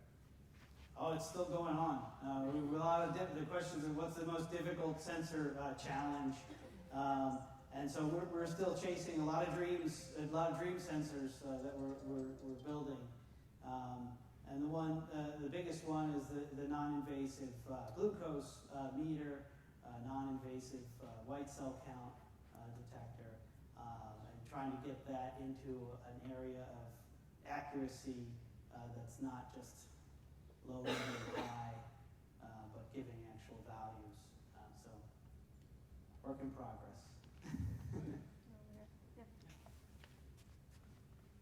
I heard you were putting up this in the market. I was thinking, what are your priority customers? Are you going to be selling this to a third world country, or are you going to prioritize your market in America?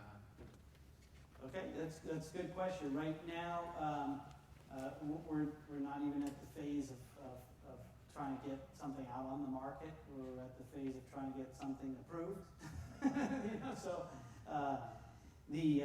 And the first use case is for a chronically ill patient, and probably more geared towards the developed world right now for that use But there's a lot of interest in getting devices that can transmit information from remote areas. XPRIZE is still heavily involved, even though the competition is over.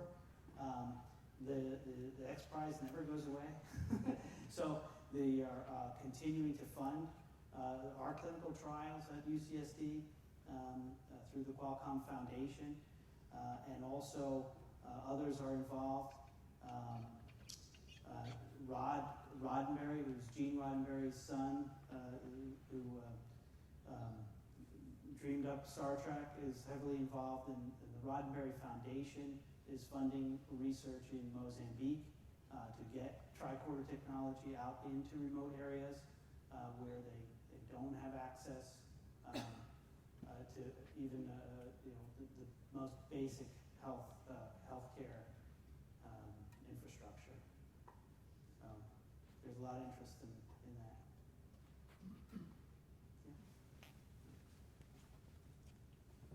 Hello, Nora. I'm a graduate student here. My question, I'm starting up a business essentially in your kitchen. I'm sure that you had to be very, very scrappy with time and resources. When did you decide to offload services? Like I noticed that you had the very well designed sort of IKEA usability. You need to consider UX and things like that. When did you decide to spend that money or to spend that time going out elsewhere? And when did you just decide to do it yourself? Yeah, these are tough choices. Well, we're still a self-funded endeavor, and so we still try to do most of the stuff ourselves, and offload only the things that we're just incapable of doing. So, yeah, and it helped that I had a lot of friends that had a lot of expertise in different areas that I could convince to join the project, and so.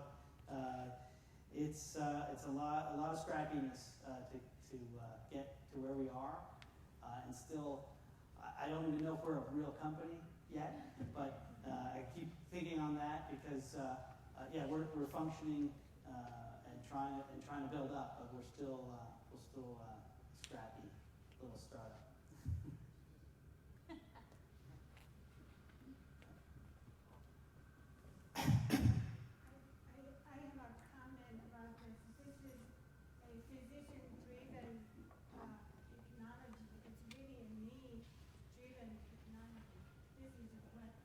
This is what struck me the most. I really applaud this approach. It comes from his need, and a lot of invention is not like that. And I really like this approach a lot. Thank you.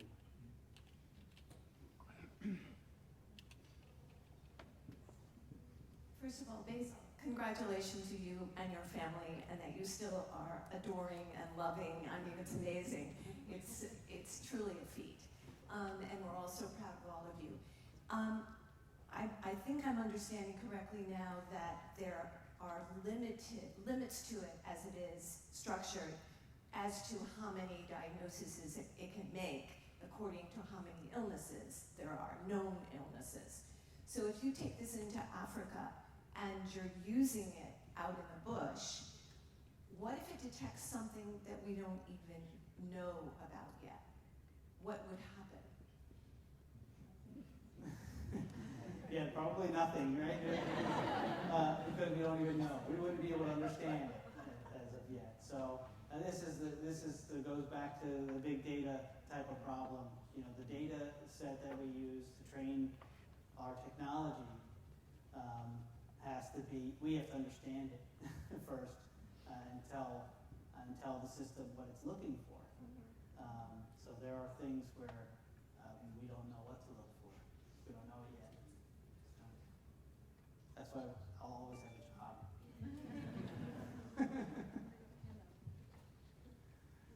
Sorry, back there. So just to follow up on that same question, are there any parameters that would say we can't make a diagnosis on this, but we're reading something that's off, go see the ER, go to the ER? Sure. Yeah, there are certain. Of course, there's going to be some things that are just red flags off the bat. Like this is a dangerous scenario. You need help now. that sort of thing. But especially for the competition, this had to come out on a decision. It couldn't end in, go check up with your doctor. This had to make a decision, and so we forced it to make a decision, and it's based on the information that it had available. And so behind the scenes, in the way the AI is functioning in a diagnostic engine, it's ranking just like I do in the ER. I have a differential diagnosis on what a patient that's coming in with chest pain might have. Are they having a heart attack? Do they have a dissection? Is it reflux? These are all possibilities, among others. And so based on my experience, or based on the experience of any provider, they're going to have a differential diagnosis. And as they gather information, the subjective information from the patient, objective information from the vitals, from the tests, that list is going to reformat. It's going to certain things are going to float to the top that were not as significant off the bat, and in the end, you whittle down to a final diagnosis that you can have confidence in. Yeah, so I was just curious about how you trained your AI. Was it mostly your experience in the ER, or did you send it to other health professionals across the world? We definitely have a different demographic here in the United States compared to other places in the world. Sure, and so we used tools that we had available. So it started with just trying to get stuff in my head out into code. And so that was the first testing. The next layer of testing was with the validation studies that we did, and taking gobs of charts on patients that actually had these conditions, feeding that information into the diagnostic engine and seeing where it worked well and where it had deficits. And some of the areas that it worked well were things like picking up tuberculosis versus pneumonia, whereas it had a very difficult time differentiating between mono and strep throat. So these are just things where we knew where we needed to allow it to grow. And then the next layer of growth was bringing in physician testers and having a physician who knows these conditions sit down with the device and act like a patient, but then withhold certain information that typically we would be expecting, and actually throw detractors in and see if the AI could correct and ask for the right test, if the AI could overcome those detractors. Because when you're talking to a patient, they tell you all kinds of things that are not relevant, that don't have anything to do with their diagnosis. But that's what they're feeling. That's important to them. And that's the job of the physician, is to differentiate what's important and what can we put on the side and not worry about. That's the art of medicine that we're trying to teach it.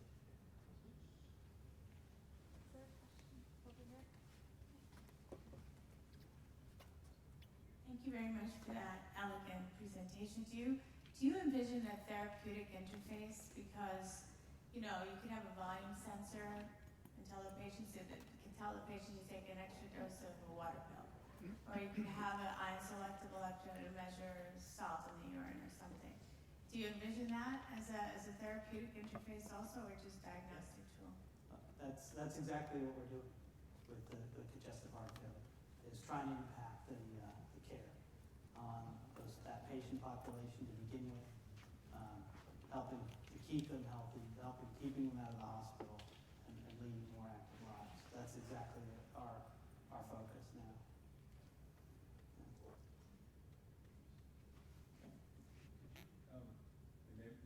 Mainly for the benefit of students here, introduce your family.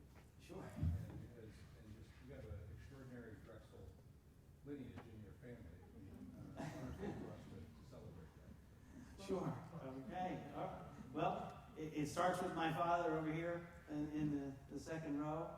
Oh, well, get up, Dad.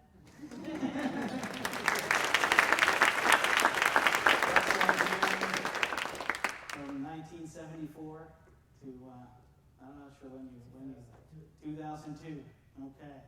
And so he would drag us down here as little kids in the 70s to work in the lab, putting out, at that time, computers were running on punch cards.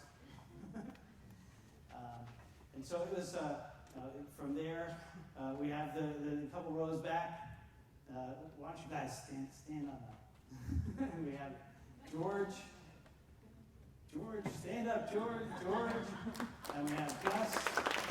This is my sister, Julia, over there. And we have Ed Heckler, Phil Cerrone. Stand up, Phil. Russ Carton.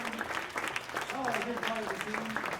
I think the team that's here. And so, and the kids.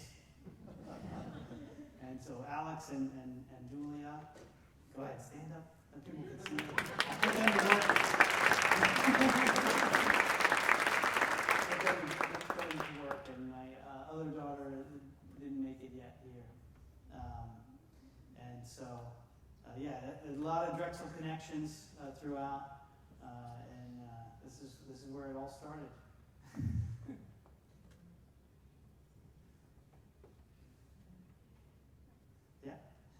And Helen, keeping us together. Thank you.